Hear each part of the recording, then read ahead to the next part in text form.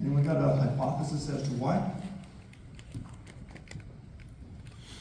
We believe in co-prosperity. You're not making money on the sale of something, we aren't either. We're not just going to take it off the top. We're not going to run a program that's going to cause you to lose money. Remember how I talked about scale a little bit earlier? 7-Eleven was able to bring a deal to their stores, a buy 3 Celsius drinks for $5.50 at a 97% gross profit. I didn't stutter, it's a 97% gross profit. An independent could not pick it up.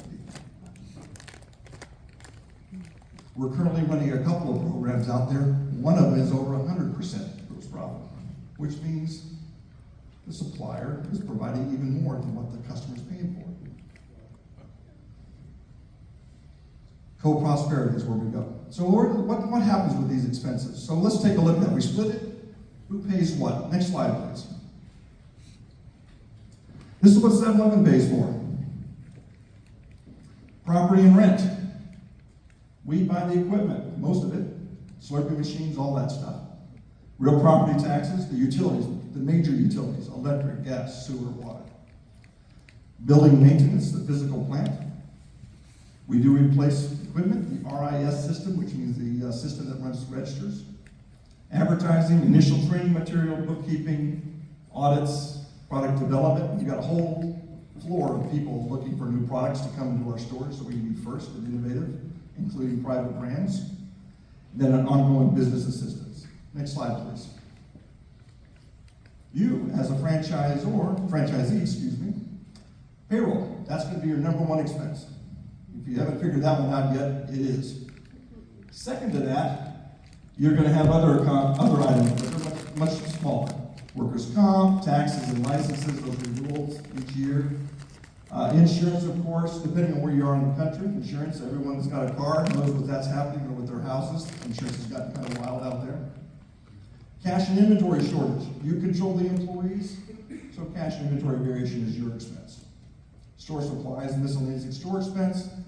Equipment maintenance. So, for those of you that have homes, some of you may have a homeowner's warranty, and you pay this recurring charge, right, to get, so if someone comes out and they repair it for $65 or something like that. We have contract maintenance like the same way. You pay for a ongoing maintenance contract on the equipment, and we also have in-house maintenance to keep those costs down as well.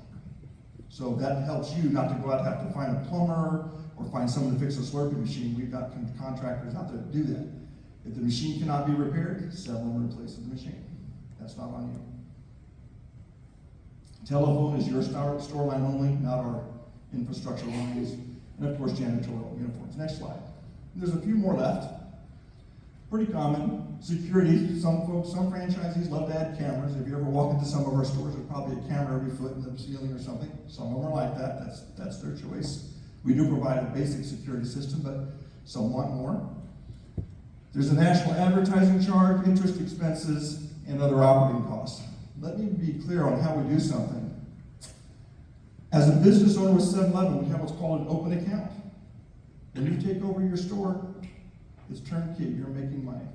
You don't have to worry about someone coming in to pay the light bill or pay your payroll. Money flows into this open account, money flows out, and you pay interest on the balance of that at the end of the month.